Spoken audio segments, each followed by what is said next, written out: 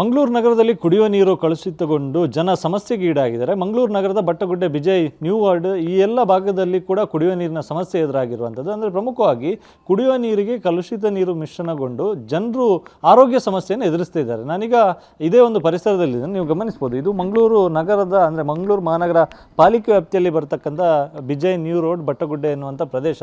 So ಕಳೆದ ಒಂದು ತಿಂಗಳಿಂದ ಈ ಭಾಗದಲ್ಲಿ ಸಮಸ್ಯೆ ಇರುವಂಥದ್ದು. ಅಂದರೆ ಈ ಎಲ್ಲ ಭಾಗಗಳಿಗೆ ಕುಡಿಯುವ ನೀರನ್ನು ಮಂಗಳೂರು ಮಹಾನಗರ ಪಾಲಿಕೆ ಪೂರೈಕೆ ಮಾಡುತ್ತೆ, ಅಂದರೆ ಕೊಳವೆ ಮೂಲಕ ಪೂರೈಕೆಯನ್ನು ಮಾಡುತ್ತೆ. ಆದರೆ ಕಳೆದ ಒಂದು ತಿಂಗಳಿಂದ ಮಂಗಳೂರು ಮಹಾನಗರ ಪಾಲಿಕೆ ಪೂರೈಸುವಂಥ ಏನು ಕುಡಿಯುವ ನೀರೇನಿದೆ ಅದು ಕಲುಷಿತವಾಗಿರ್ತಕ್ಕಂಥ ಅನುಮಾನ ಇದೆ. ಯಾಕಂತ ಹೇಳಿದ್ರೆ ಈ ಭಾಗದಲ್ಲಿ ಸಾಕಷ್ಟು ಮನೆಗಳಿದೆ. ಸೊ ಇಲ್ಲಿರ್ತಕ್ಕಂಥ ನಿವಾಸಿಗಳಿಗೆ ಆರೋಗ್ಯ ಸಮಸ್ಯೆ ಎದುರಾಗಿರುವಂಥದ್ದು, ಅಂದರೆ ಪ್ರಮುಖವಾಗಿ ವಾಂತಿ ಭೇದಿ ಸಹಿತ ಬೇರೆ ಬೇರೆ ಆರೋಗ್ಯ ಸಮಸ್ಯೆ ಎದುರಾಗಿರುವಂಥದ್ದು. ಸಾಕಷ್ಟು ಜನ ಸೀನಿಯರ್ ಸಿಟಿಸನ್ಸ್ ಸೇರಿದಂತೆ ಬೇರೆ ಬೇರೆ ಜನರು ಈ ಭಾಗದಲ್ಲಿ ಇದ್ದಾರೆ. ಸೊ ಎಲ್ಲರಿಗೂ ಕೂಡ ಈ ಸಮಸ್ಯೆ ಇದೆ.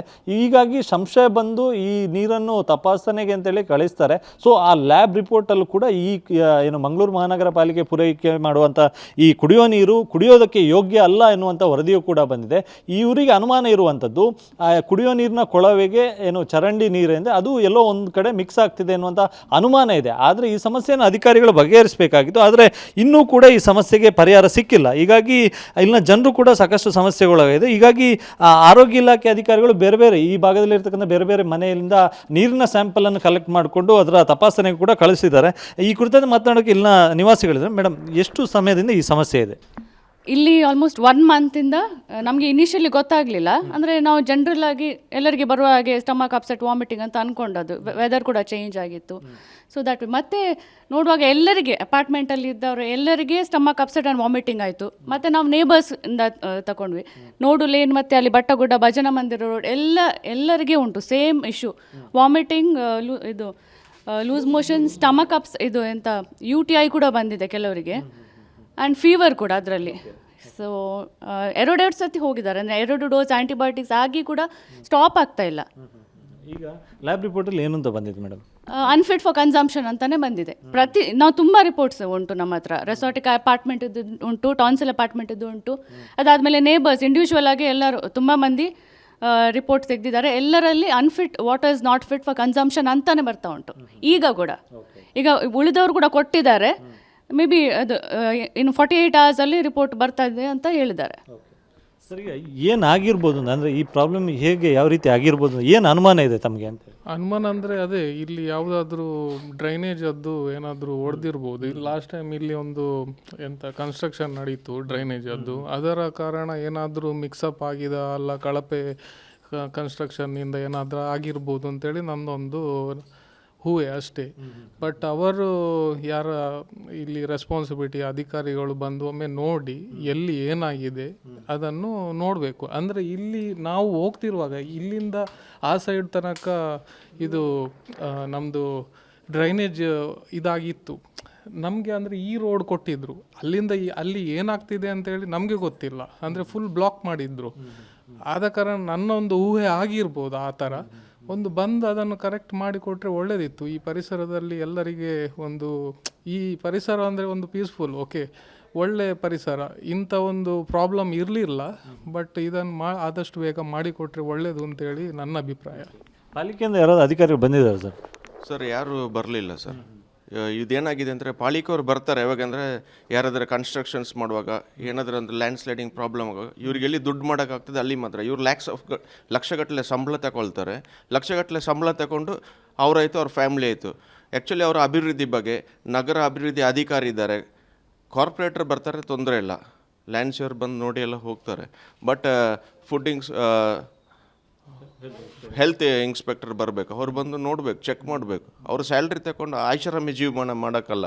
ಪ್ಲಸ್ ಇಲ್ಲಿ ಎಕ್ಸ್ಪೀರಿಯನ್ಸ್ ಕಾಂಟ್ರಾಕ್ಟ್ರಿಗೆ ಕೆಲಸ ಕೊಡಬೇಕು. ಇವ್ರು ಏನು ಮಾಡ್ತಾರೆ, ಟೆಂಡರ್ ದೊಡ್ಡದಾಗಿ ಕರೆದ್ಬಿಟ್ಟು ಸಬ್ ಕಾಂಟ್ರಾಕ್ಟ್ ಕೊಟ್ಟು, ಪಾಪ ಅವ್ನಿಗೆ ಕೆಲಸ ಗೊತ್ತಿರೋಕ್ಕಿಲ್ಲ, ಅವನಿನ್ನು ಕೆಲಸ ಕಳಿಯೋನು. ಅವನು ಪೈಪ್ಲೈನ್ ಕೆಲಸ ಮಾಡಿದ್ರೆ ವಾಟರ್ ಪೈಪ್ಲೈನ್ನ ಡಿಗ್ ಮಾಡುವಾಗ ಎಲ್ಲಾದರೂ ಸ್ಪೇಡ್ ಗೀಟ್ ತಾಗಿಯೋ ಇಲ್ಲ ಟಿಪ್ಪರ್ದು ತಾಗಿ ಹೋಲ್ಸ್ ಆಗಿರ್ತದೆ. ವಾಟರ್ ಸಪ್ಲೈ ಇರುವಾಗ ಏನಾಗೋದಿಲ್ಲ. ವೆನ್ ವಾಟರ್ ನಿಲ್ಲುವಾಗ ಆಟೋಮೆಟಿಕ್ ಸ್ಯಾಂಟ್ರಿ ಲೀಕ್ ಆದ ವಾಟರ್ ಒಳಗೆ ಎಳ್ಕೊಳ್ತದೆ. ಅದು ಎಳ್ದು ಅದರಲ್ಲಿ ಮಿಕ್ಸ್ ಆಗುವಾಗ ಡೈಲ್ಯೂಟ್ ಆಗಿ ಒಂದು 10% ಬಂದರೂ ಮನುಷ್ಯರಿಗೆ ಅನಾರೋಗ್ಯ ಸಮಸ್ಯೆ ಆಗುತ್ತೆ. ಈಗ ಎಲ್ಲರೂ ಟ್ಯಾಕ್ಸ್ ಪೇಯರ್ಸ್, ಇಲ್ಲಿ ಎಲ್ಲರೂ ಟ್ಯಾಕ್ಸ್ ಪೇ ಮಾಡ್ತಾರೆ, ರೆವಿನ್ಯೂ ಮಾಡ್ತಾರೆ. ಯಾರು ಟ್ಯಾಕ್ಸ್ ಕಟ್ಟಿಲ್ಲ, ನೀರಿನ ಬಿಲ್ ಕಟ್ಟಿಲ್ಲ ಅಂದರೆ ಕಟ್ ಮಾಡೋಕ್ಕೆ ಅಧಿಕಾರಿ ರೆಡಿ, ಸೂಟ್ ಬೂಟ್ ಹಾಕೊಂಡು ಬರ್ತಾರೆ. ಅದು ಬಿಟ್ಟರೆ ಯಾವುದಕ್ಕೂ ಬರೋದಿಲ್ಲ. ನಾವು ಸುಮ್ಮನೆ ಈಗ ಇಲೆಕ್ಷನಲ್ಲಿ ವೋಟ್ ಹಾಕೋದು. ಮತ್ತು Mangalore smart city, Mangalore is unfit for smart city. ಇದನ್ನು ಹೆಂಗೆ ಸ್ಮಾರ್ಟ್ ಸಿಟಿ ಮಾಡ್ತೀರಾ? ಫಸ್ಟ್ ಸ್ಯಾನಿಟರಿ ಪೈಪ್ಲೈನೇ ಪ್ಲ್ಯಾನಿಂಗ್ ಇಲ್ಲ. Engineer plus smart city chairman ಲಕ್ಷಗಟ್ಟಲೆ ಸಂಬಳ ತಗೊಂಡು ಕೂತಿದ್ದಾರೆ. ಅವರು ಸ್ಮಾರ್ಟ್ ಸಿಟಿ ಮಾಡಬೇಕಾದ್ರೆ ಸ್ಯಾನಿಟರಿ ಪೈಪ್ಲೈನ್ ಫಸ್ಟ್ ಪ್ಲ್ಯಾನಿಂಗ್ ಮಾಡಿ ಮಾಡಬೇಕು. ಕಾಂಕ್ರೀಟ್ ರೋಡ್ ಮಾಡಿ ಅಗಿಯೋದು, ಮತ್ತು ಪೈಪ್ಲೈನ್ ಮಾಡೋದು, ಮತ್ತು ತಿರುಗಿ ರೋಡ್ ಅಗಿಯೋದು. ಆ ಪಾಳೆಮರ್ ರೋಡ್ ಒಂದು 50 ಸರಿ ಅಗ್ದಿರ್ಬೇಕು. ನಮ್ಮ ಈ ರೋಡ್ ಒಂದು 2ನೇ ಸರಿ ಅಗೀತಿರೋದು. ಮತ್ತು next concrete. Mangalore is not required for concrete road. Senior citizen ಕೂಡ ಇದೆ ಸರ್, ತಾವು ಏನೇನು ಆರೋಗ್ಯ ಸಮಸ್ಯೆನ ಎದುರಿಸಿ ಇದರಿಂದಾಗಿ ಅಂತ ಹೇಳಿ? ನನಗೆ ಪ್ರೀ ಕ್ಯಾನ್ಸರ್ಸ್ ಡಿಸೀಸ್ ಇದೆ. ಅದು 36 ತಿಂಗಳಾಯ್ತು, ಹೋಗ್ತಾ ಇಲ್ಲ. ಅದು ಕ್ಯಾನ್ಸರ್ ಅಲ್ಲ, ಬ್ಲಡ್ ಲೆವೆಲ್ ಕಮ್ಮಿ ಆಗ್ತಾಯಿದೆ. ಆದರೆ ನಾನು ತಿಳಿದ ಪ್ರಕಾರ ಈ ಒಂದು ಪ್ಲಾಸ್ಟಿಕದ ಪೈಪ್ ಬರ್ತದೆ, blue colour pipe, that is what is supplying the water to this thing. ಅದು ಅಲ್ಲೆಲ್ಲೋ ಡ್ಯಾಮೇಜ್ ಮಾಡಿದ್ದಾರೆ. ಯಾರು ಈ ಕ್ಯಾಶುವಲ್ ಲೇಬರ್ಸ್ ಎಲ್ಲ ಮಾಡಿದ್ದಾರೆ. ಮಾಡಿ ಆದಮೇಲೆ ನಮ್ಮ ಕಾರ್ಪೊರೇಟರು ಮತ್ತು ಯಾರು ಕಾಂಟ್ರಾಕ್ಟರು ನೋಡಿಬಿಟ್ಟು ಅದನ್ನು ರಿಪೇರಿ ಮಾಡಬೇಕಾಗಿತ್ತು, ಮಾಡಲೇ ಇಲ್ಲ. ಅದು ಒಂದೇ ಸಮನೆ ಹೊಡ್ಕೋತಾ ಇದ್ದಾನೆ. ನೀನು ಹಾಸ್ಪಿಟಲೆಲ್ಲ ಹೋಗಿದ್ದೀವಿ.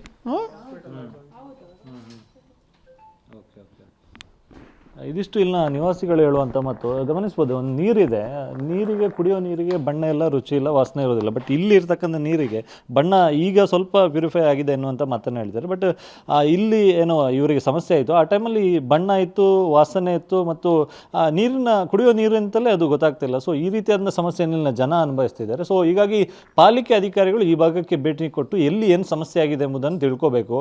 ಈಗ ಸದ್ಯಕ್ಕೆ ಆರೋಗ್ಯ ಇಲಾಖೆ ಅಧಿಕಾರಿಗಳು ಬಂದು ನೀರು ಕುಡಿಯೋದಕ್ಕೆ ಯೋಗ್ಯ ಅಲ್ಲ ಅಂತ ಹೇಳಿ ಹೋಗಿದ್ದಾರೆ. ಆದರೆ ಈ ಸಮಸ್ಯೆಗೆ ಪರಿಹಾರ ಸಿಗಬೇಕು. ಇನ್ನೂ ಕೂಡ ಸಮಸ್ಯೆಗೆ ಪರಿಹಾರ ಸಿಕ್ಕಿಲ್ಲ. ಹೀಗಾಗಿ ಅಧಿಕಾರಿಗಳು ಈ ಬಗ್ಗೆ ಗಮನ ಹರಿಸಬೇಕು ಎನ್ನುವಂಥ ಒತ್ತಾಯ ಈ ಭಾಗದ ಜನರದ್ದು. ಕ್ಯಾಮ್ರಾ ಪರ್ಸನ್ ರಾಜೇಶ್ ಜೊತೆ ಅಶೋಕ್, TV9 ಮಂಗಳೂರು.